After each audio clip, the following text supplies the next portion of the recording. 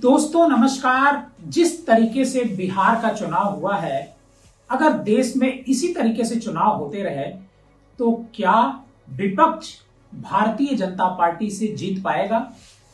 क्या भारतीय जनता पार्टी से टक्कर ले पाएगा? क्या भारतीय जनता पार्टी से कोई वो स्टेट जीत सकता है? क्योंकि केंद्र में भारतीय जनता पार्टी है और जैसे चाहे वैसे वो अपने तंत्र का इस्तेमाल कर सकती है, रुपए बांट सकती है, वो कुछ भी कर सकती है। लेकिन विपक्ष क्या करेगा? जैसे ही बिहार के रिजल्ट आए, राहुल गांधी पर सवाल खड़े होने लगे। राहुल गांधी विदेश चले जाते हैं, राहुल गांधी हार की समीक्षा नहीं करते हैं, राहुल गांधी ये नहीं करते हैं, राहुल गांधी वो नहीं करते हैं। आप सारे टेलीविजन पर एंकरों को ये कहते आप सुने होंगे। कांग्रेस के प्रवक्ता जवाब भी देते हैं, लेकिन कांग्रेस के प्रवक्ता के जवाब से वो एंकर संतुष्ट नहीं होते हैं। सवाल ये उठता है कि आखिर अब कांग्रेस करे तो करे क्या? कांग्रेस जैसे ही नतीजे आते हैं, एक वीडियो वायरल होने लगता है कि राहुल गांधी इतने चुनाव हार गए, 91 चुनाव हार गए जब से राहुल गांधी बने हैं। इसके साथ साथ एक और पोस्ट वायरल होती है जिसमें यह कहा जाता है कि पिछले लोकसभा चुनाव के बाद जितने एमपी कांग्रेस के नहीं हैं, जितने एमएलए कांग्रेस के नहीं हैं, उससे ज्यादा राज्य हम जीत चुके हैं। इस तरह की बातें बहुत सारी हो रही हैं, लेकिन सब लोग राहुल गांधी को नसीहत दे रहे हैं। लेकिन आप बताइए कि राहुल गांधी को क्या करना चाहिए? निष्पक्ष तरीके से सोच करके बताइए कि राहुल गांधी करे तो करे क्या? कोई तो यह भी कहता है कि विपक्ष के लोग पब्लिक में नहीं जाते, विपक्ष के लोग नेगेटिव बात करते हैं, विपक्ष के लोग को पॉजिटिव बात करनी चाहिए। हम एक बात समझना चाहते हैं कि 2014 से पहले जो विपक्ष था वो क्या सरकार को लेकर के पॉजिटिव टॉक करता था?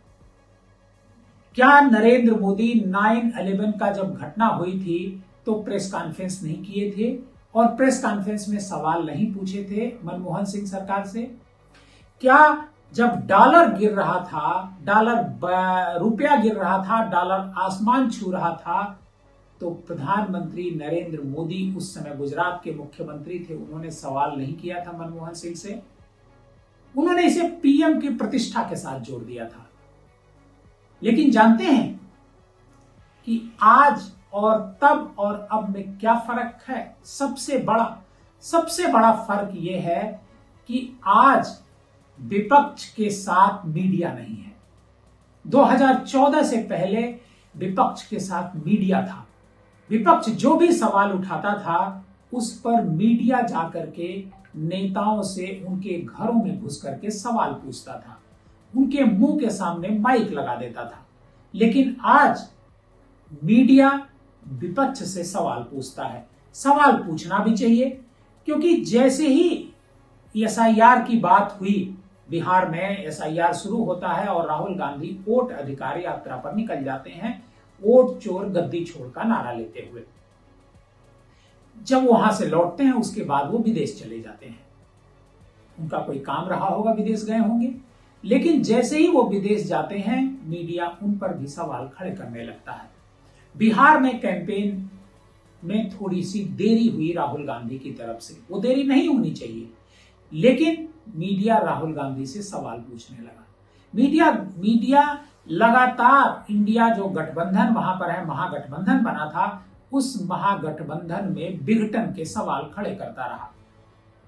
सवाल यह है कि आखिर इस तंत्र से, रुपए बांटने के तंत्र से, वो इलेक्शन कमीशन की मनमानी से विपक्ष कैसे लड़ पाएगा? विपक्ष के पास आखिर रास्ते क्या है?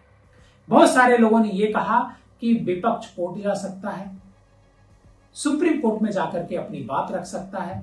लेकिन क्या सुप्रीम कोर्ट विपक्ष की बात सुन रहा है? एसआईआर से पहले सुप्रीम कोर्ट में मामला जाता है। योगेंद्र यादव इस केस को लेकर के जाते हैं कि एसआईआर कुछ लोगों को वोट काटने का है। गरीबों का वोट इससे कट जाएगा, पिछड़े दलितों का वोट कट जाएगा, अल्पसंख्यकों का वोट कट जाएगा, और कटा भी बिहार में। लेकिन क्या उनकी बात सुनी गई? क्या सुप्रीम कोर्ट ने इस पर फैसला दिया चुनाव आने से पहले? नहीं दिया। सुप्रीम कोर्ट सुनवाई करता रहा, लगातार सुनवाई करता रहा, हियरिंग होती रही, सरकार की तरफ से लोग आते रहे, चुनाव आयोग की तरफ से लोग आते रहे, योगेंद्र यादव की तरफ से बड़े बड़े वकील खड़े होते रहे, लेकिन फैसला चुनाव से पहले सुप्रीम कोर्ट ने नहीं दिया। बिहार के चुनाव खत्म हो चुके हैं। अब सुप्रीम कोर्ट अगर कोई फैसला भी देता है तो उसके फैसले का क्या मतलब है? तो ऐसे सुप्रीम कोर्ट के पास विपक्ष अगर चला भी जाएगा तो उसे क्या हासिल होगा? क्या विपक्ष की बात सुप्रीम कोर्ट सुनेगा? और शायद यही वजह है कि राहुल गांधी वोट चोरी को लेकर के जो खुलासा कर रहे हैं, उन्होंने जो अभी कुछ दिन पहले बिहार चुनाव के दौरान एक खुलासा किया और एक बेंगलुरु को लेकर के खुलासा किया, इन दोनों मामलों में एंकर चीख रहे थे कि सुप्रीम कोर्ट जाना चाहिए राहुल गांधी, लेकिन राहुल गांधी सुप्रीम कोर्ट नहीं गए। शायद इसी वजह से नहीं गए होंगे कि सुप्रीम कोर्ट किसी भी मामले की सुनवाई समय पर नहीं करता है। जब जरूरत है तब वो सुनवाई नहीं करता है। फिर मेरा वही सवाल खड़ा हो जाता है कि ऐसे में राहुल गांधी या जो विपक्ष है उसके पास रास्ता क्या है? वो क्या करे? कैसे विपक्ष जो है भारतीय जनता पार्टी या जो सत्ता तंत्र है उस सत्ता तंत्र का मुकाबला करे? कैसे वो तय करे कि लेवल प्लेइंग फील्ड उसके लिए उपलब्ध कराई जा रही है? कैसे वो मांग करे, किससे वो डिमांड करे कि बराबर का मौका दिया जाए दोनों चुनाव लड़ने वालों को? क्या ये मांग कर सकता है? और मांग करे तो किससे करे? चुनाव आयोग से, जो सुनता ही नहीं है। चुनाव आयोग जो सिर्फ अपना एक तरफा आदेश जारी करता है, उसे इससे कोई लेना देना नहीं है कि चुनाव निष्पक्ष हो रहा है, उस पर कितने लोग सवाल उठा रहे हैं, कोई चुनाव आयोग पर फर्क नहीं पड़ने वाला है। सवाल है फिर विपक्ष क्या करे? आपको अगर लगता है कि विपक्ष को क्या करना चाहिए, आप अपना सुझाव दीजिए, हमें कमेंट बॉक्स में लिख करके जरूर बताइएगा कि आखिर विपक्ष क्या करे।